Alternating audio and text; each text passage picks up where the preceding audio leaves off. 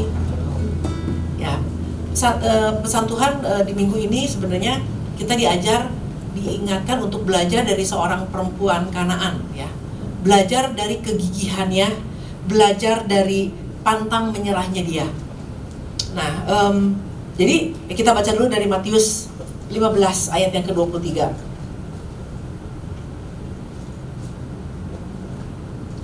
Matius 15 ayat yang ke-23. Tetapi Yesus sama sekali tidak menjawabnya. Lalu murid-muridnya datang dan meminta kepadanya, suruhlah ia pergi, ia mengikuti kita dengan berteriak-teriak. Nah, jadi perempuan Kanaan ini kita udah dengar juga kisahnya bahwa dia datang, dia punya anak sakit kerasukan setan dan sangat menderita. Oleh karena itu dia datang cari Tuhan, cari Yesus. Nah, dia bukan cuma sekedar cari Yesus, tapi dia tahu siapa Yesus gitu. Nah, ini yang menarik bahwa ketika Pak Gembala mengatakan bahwa pesan Tuhannya adalah bagaimana kita harus belajar menjadi orang-orang yang gigih seperti belajar dari perempuan Kanaan ini karena kegigihannya. Waktu dia mau datang sama Tuhan aja dikatakan di ayat yang ke-23 ini bahwa diawali dari Yesus sama sekali tidak menjawab. Lalu bagaimana dia mulai berteriak, dia mulai menyembah Tuhan, dan bagaimana orang-orang yang ada di sekeliling Yesus pun murid-murid mengusir dia. Belum lagi ada kata-kata hinaan yang Yesus diam, tapi begitu buka mulut ngehina dia gitu kan. Nah, ini satu tantangan yang harus dia hadapi ketika dia harus datang sama Tuhan, mendekat sama Tuhan, sama Yesus. Nah, ini sebuah gambaran bahwa akhirnya dari Yesus yang sama sekali tidak menjawab, di ayat yang ke-28 dikatakan, maka Yesus menjawab dan berkata kepadanya, hai ibu, besar imanmu, maka jadilah kepadamu seperti yang kau kehendaki. Dan seketika itu juga anaknya sembuh. Nah, jadi ini yang lagi yang kita pelajari adalah kegigihan perempuan ini datang cari Tuhan. Awalnya nggak dapat jawaban karena Yesus tidak menjawab sama sekali. Lalu sampai kegigihan dia sampai akhirnya dia mendapatkan yang namanya Yesus menjawab dia. Dan akhirnya anaknya sembuh. Nah, ini yang waktu saya diingatkan dari firman ini, sebenarnya kita diingatkan gini loh. Berapa banyak kita yang kalau ditanya, udah doa belum? Udah. Bahkan kemarin waktu Komsel pun lagi berbicara kegigihan itu seperti apa ya. Kegigihan itu datang terus sama Tuhan, doa terus sama Tuhan. Betul, gigih itu seperti itu. Tapi yang dimaksud di dalam gini, kegigihan ini adalah datang cari Tuhan sampai dapat jawaban, sampai Tuhan bicara, sampai dapat sesuatu dari Tuhan. Nah, itu baru namanya gigih. Bukan datang terus ke gereja rajin, udah gigih ke gereja. Tapi kalau nggak dapat jawaban buat apa gitu. Nah, ini yang kita diingatkan ini karena pada tanggal 31 Desember pun kita diingatkan bahwa memasuki tahun 2021 ini, pesan dari Gembala adalah kita dipimpin oleh perkataan Tuhan. Jadi ini yang harus menjadi sebuah kegigihan kita, bukan cuma sekedar doa, udah doa. Tapi apakah kita dapat sesuatu jawaban dari Tuhan? Karena perempuan ini giginya tuh dari Yesus diam saja sampai Yesus akhirnya menjawab dan dia terima apa yang dia inginkan. Anaknya sakit, akhirnya sembuh. Nah, jadi mungkin inilah yang diingatkan bahwa tahun ini rohani kita atau keintiman kita sama Tuhan harus ditambahkan. Pencarian kita akan Tuhan ditambahkan.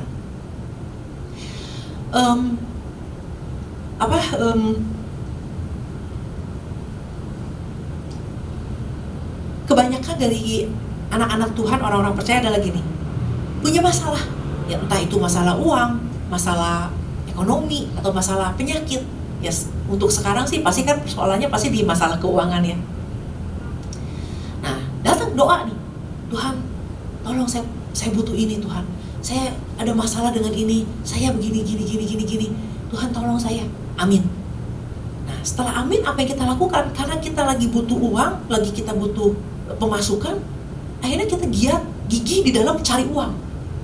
wah gimana ya caranya ini supaya dapat uang. Udah doa, tapi terus akhirnya kita gigih di dalam mencari uang. Nah, pesan Tuhan ini sebenarnya lagi ngajarin ini, kalau kita datang sama Tuhan harus punya kegigihan untuk kita sampai dapat jawaban dari Tuhan.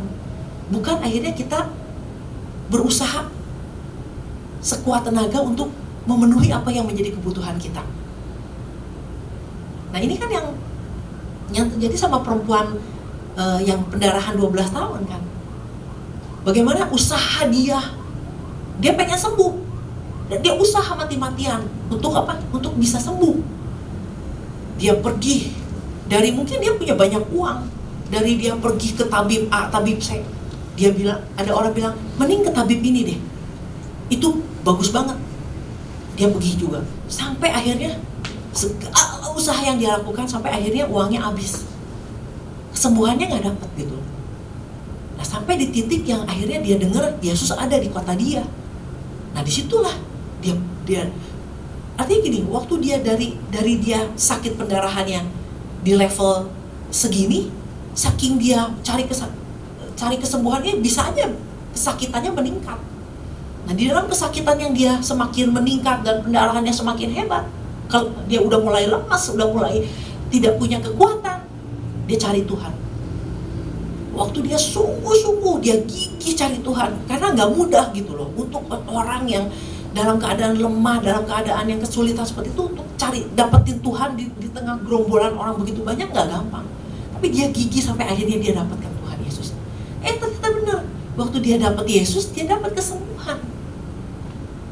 Nah, jadi dari dua kisah ini sebenarnya gini loh, apapun pergumulan kita, sebenarnya kalau kita mau sungguh-sungguh cari Tuhan, ada jawaban. Kalau kita mau sungguh-sungguh, mungkin kita memang bukannya arti gini, oh berarti jangan kerja dong. Enggak, kita bukannya berarti Tuhan, juga firman Tuhan bilang, kalau kamu nggak kerja, kalau kamu mau makan, kamu harus kerja. Memang harus kerja. Tapi kita nggak tebak-tebakan, mungkin kerja ini, mungkin lakukan ini, nggak tebak-tebakan. Kalau kita datang sama Tuhan, Tuhan udah kasih tahu, yang ini aja. Nah, tapi untuk dapetin yang ini aja perlu kegigihan, perlu kesungguhan untuk datang sama Tuhan ya, sampai dapat jawaban dari Tuhan.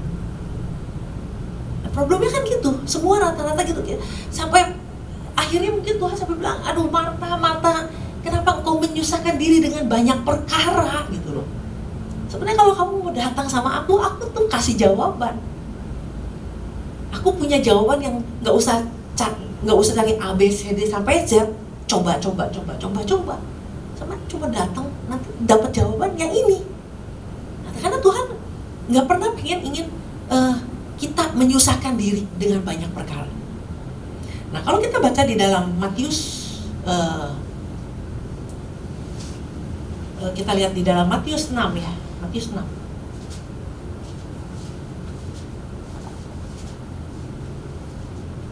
Ayat yang ke 31.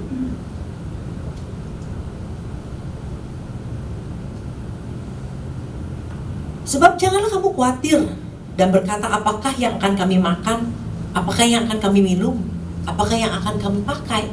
Nah, ini kan sebenarnya problem yang kehidupan kita sehari-hari kan urusannya apa?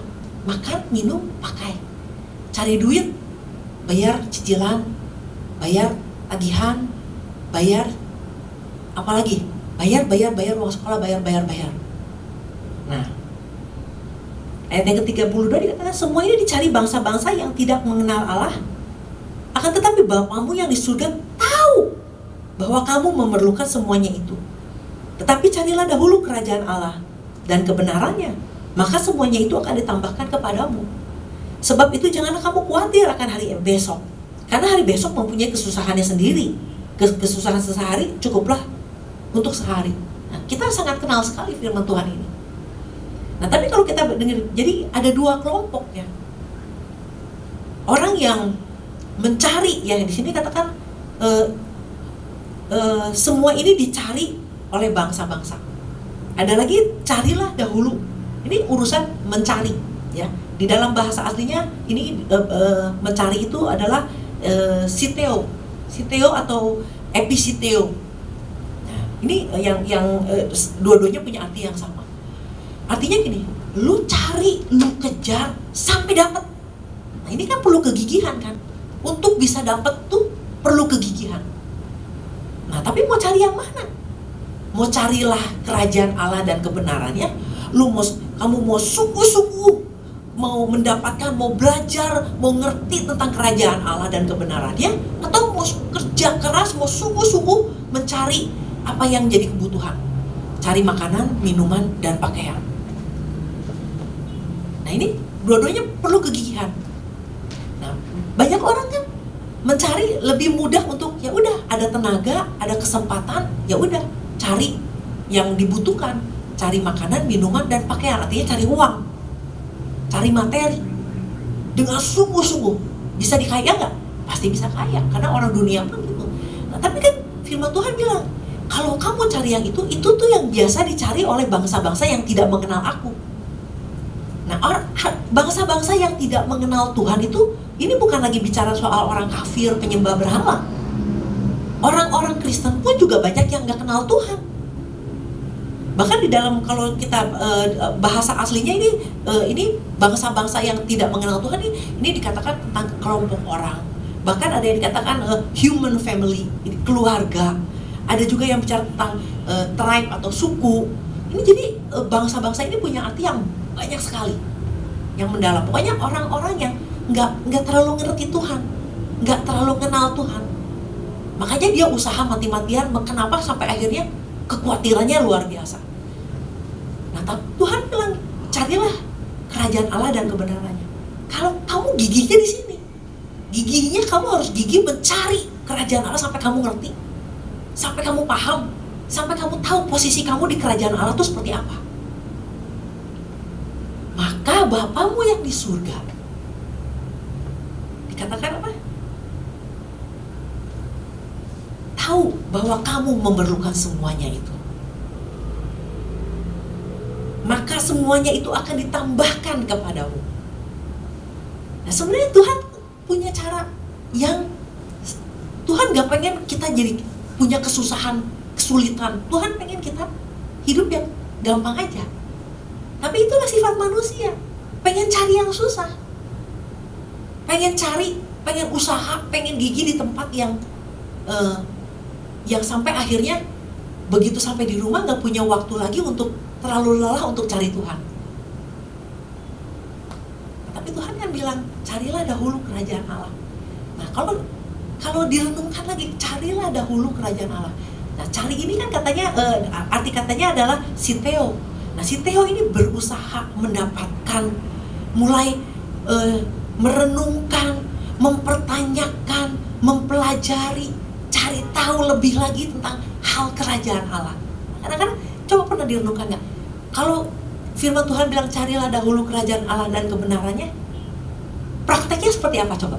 Pernah nggak merenungkan? Carilah kerajaan Allah dan kebenarannya. Prakteknya kayak apa? Oh artinya cari Tuhan. Oh artinya cari gereja. Oh artinya baca Alkitab. Enggak gitu. Carilah dahulu kerajaan Allah dan kebenarannya. Prakteknya kayak apa? Pernah nggak kita merenungkan? Prakteknya kayak apa sebetulnya? Nah yang ini yang Tuhan mau. Kalau kamu belajari, kalau kamu memahami, kalau kamu tahu lebih lagi hal kerajaan Allah, posisi kita di dalam kerajaan Allah seperti apa? Nah, ayat ini datang seperti ini. Tuhan tahu, dulu mungkin di bumi ini semuanya dipimpin oleh raja, kerajaan. Nah, kerajaan kerjanya apa sih? Ada negara dia apa? Dia rebutkan, memperluas negaranya dengan cara merebut. Itu kerajaan. Nah, di dalam, jadi Tuhan mau coba cari tahu nih soal kerajaan dan kebenaran tentang kerajaan ini seperti apa. Nah posisi kita di dalam kerajaan itu seperti apa.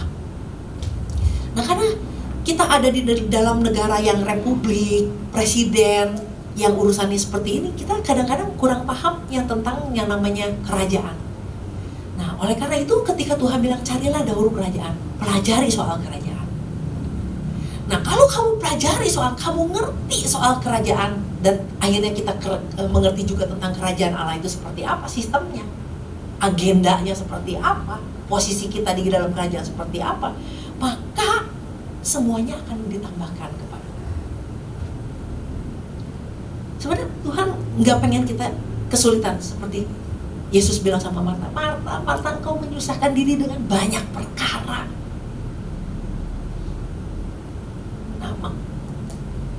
Bangsa Israel juga gitu kan. Sebenarnya dari keluar Mesir sampai ke Kanaan kan cuma butuh berapa minggu.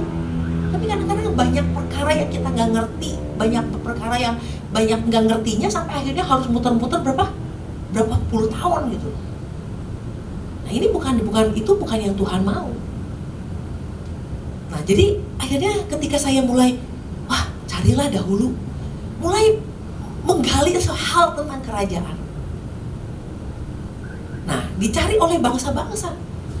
Makanya gini, semua agama di dunia itu sebenarnya memberikan jawaban untuk segala persoalan kebutuhan hidup. Betul nggak? Itu agama.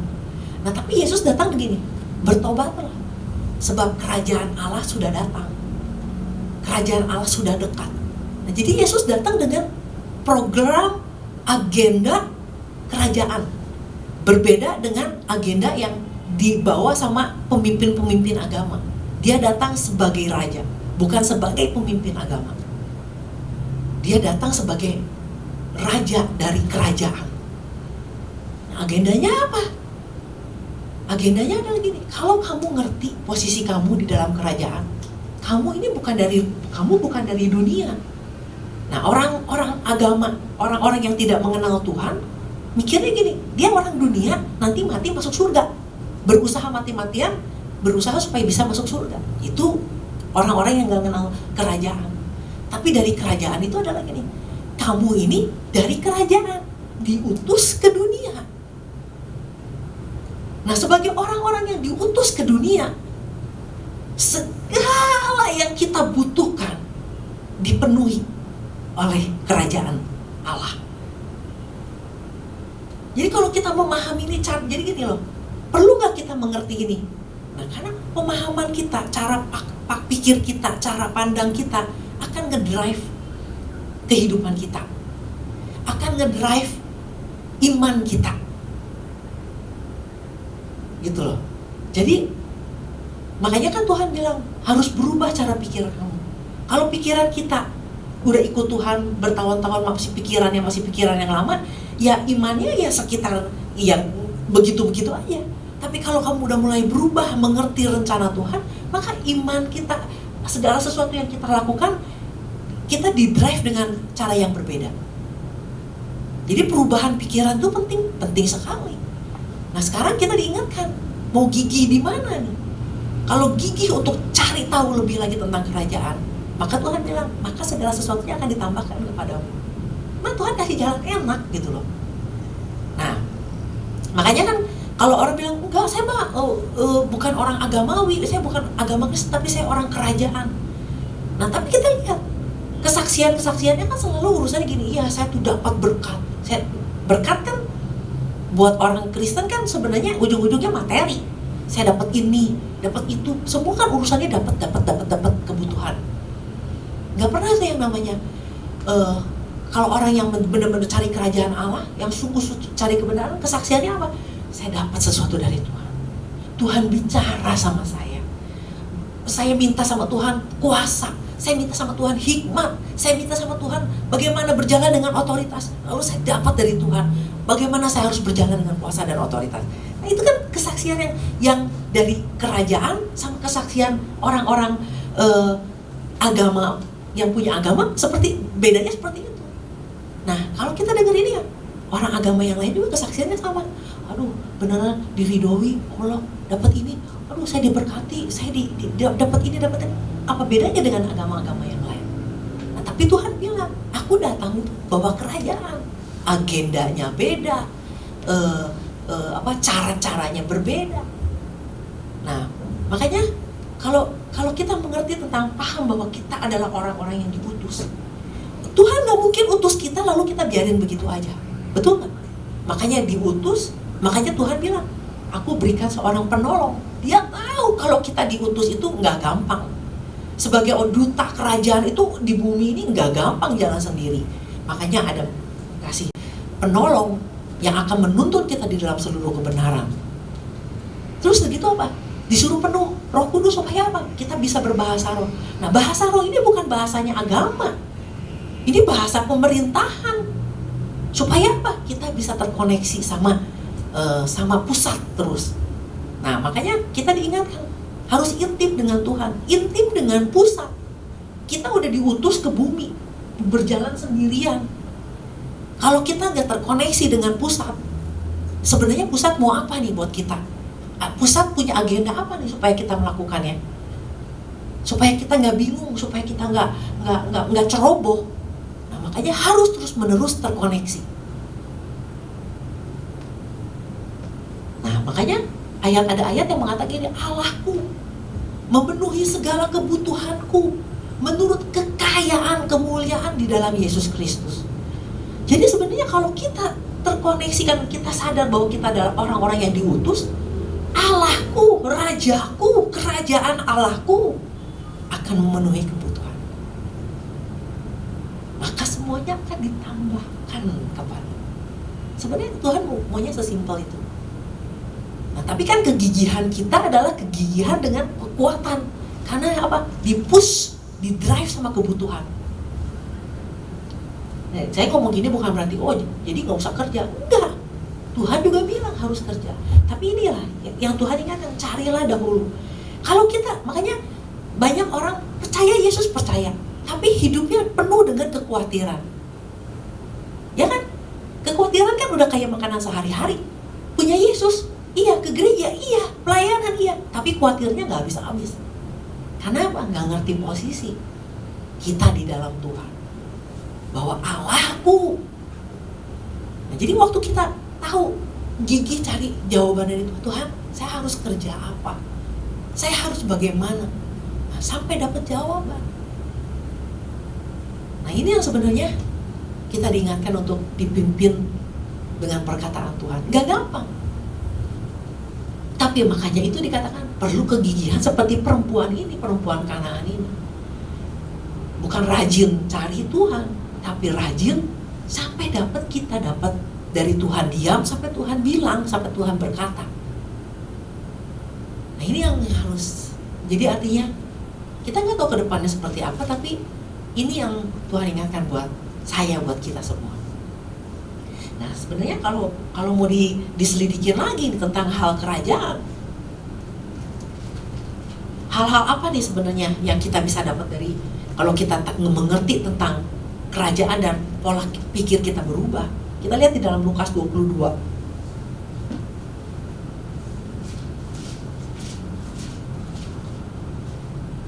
Jadi mungkin banyak dengan kondisi yang hari-hari ini terjadi, banyak orang yang kehilangan pemasukan, banyak yang kehilangan proyek mungkin atau apalah, banyak yang itu.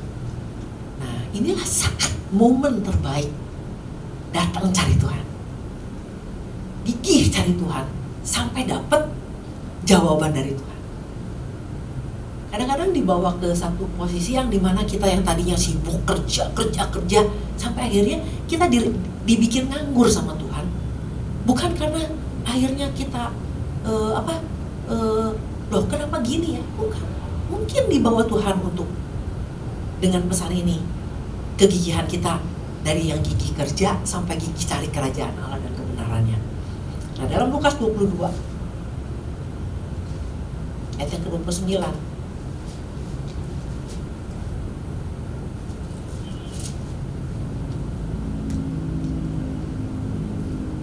dan aku menentukan hak-hak kerajaan bagi kamu. Ini kata Yesus ya. Aku menentukan hak-hak kerajaan bagi kamu, bagi kita. Sama seperti Bapakku menentukannya bagiku.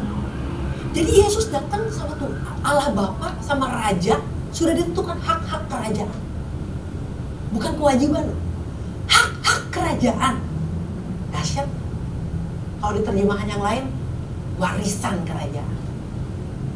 Hak-hak kerajaan bagi kamu. Sama seperti Bapa juga memberikannya kepada Yesus. Nah, kalau kita mau merenungkan ini lebih lagi, tanya Tuhan maksudnya apa nih? Maka ini jadi luar biasa banget. Nah, problemnya sekali lagi memang kita mau usaha sendiri, melibatkan Yesus sekian persen lah, 1% libatkan Yesus, 99% kita sendiri. Nah, makanya kan kita selalu bilang gini, kalau berhasil, kalau sukses, kita bilang rencana Tuhan. Wah, rencana Tuhan buat saya. Nah, kalau kita nggak sukses, gagal, abis-abisan, kita bilangnya apa? Orang Kristen paling jago bilang apa? Rencana Tuhan juga. Nah, jadi pertanyaannya gini, rencana Tuhan jadi yang mana? Nah, sedangkan Tuhan bilang, sekarang waktunya gigih cari Tuhan. Dari Yesus yang diam saja, sampai Yesus bilang, berkata-kata dan mendapat jawaban. Sebenarnya cuma sesimpel itu. Kalau orang bilang, iya tapi kan firman Tuhan kan bilang di Yosua juga berhasil dan beruntung. Betul, berhasil dan beruntung. Tapi Yosua lagi ngerjain apa? Lagi ngerjain rencana Tuhan, bukan lagi urusan sendiri. Nah, di dalam mengerjakan rencana Tuhan kan Tuhan pengen apa? Supaya apa? Kamu berhasil dan beruntung. Nah, problemnya adalah kalau mau jujur, kita kurang cari, kurang gigih di dalam mendapatkan Yesus. Nah, itu problem yang dihadapi juga bangsa Israel. Kalau sampai akhirnya dia tidak taat, sampai akhirnya memberontak dan akhirnya tidak masuk ke dalam tanah Kanaan, itu bukan karena masalah di pemberontakan, di ketidaktaatan, di penyembahan berhala. Karena memang dari awalnya nggak pernah cari Tuhan. Dia selalu pengen, Musa lu naik cari Tuhan, lu denger Tuhan bilang apa, nanti laporan ke kita. Nggak pernah tuh punya keinginan buat nyari sendiri. Nah, biarlah melalui pesan Tuhan pagi hari ini kita diingatkan bahwa kita punya raja di atas segala raja. Kita punya Allah yang mengasihi kita. Kalau kita ada di muka bumi ini bukan kebetulan, karena memang diutus. Nah, sebagai orang-orang yang diutus, Tuhan gak lepas tangan. Tuhan pelihara, Tuhan jaga. Tapi dengan catatan, nah, jangan udah diutus, jangan suka-suka sendiri, pergi sendiri, ngerjain ini sendiri, apa sendiri. Nggak ada kontak lagi sama tempat di mana kita diutus. Padahal ada banyak info, ada banyak tuntunan, arahan tuh datang dari pusat, gitu loh. Kalau kita lebih paham, makanya, nah begitu saya mengerti tentang hal kerajaan ini ya, mulai belajar tentang kerajaan, saya baca Alkitab ini jadi berbeda. Dari dulu belajar tentang firman yang sama, tapi cara pandang tentang kerajaan itu membuat mengerti firman jadi dengan cara yang berbeda. Nah, imannya bagaimana? Pasti iman kita pun akan berubah kalau kita mengerti bahwa Allah Bapa memberikan hak kepada Yesus, hak kerajaan, sampai juga kepada kita hak kerajaan. Wow, ini luar biasa. Oleh karena itu, biarlah kita semua, termasuk saya, sama-sama mengejar lebih lagi dengan kegigihan untuk dapat apa kata Tuhan. Amin. Demikian firman Tuhan, berkata.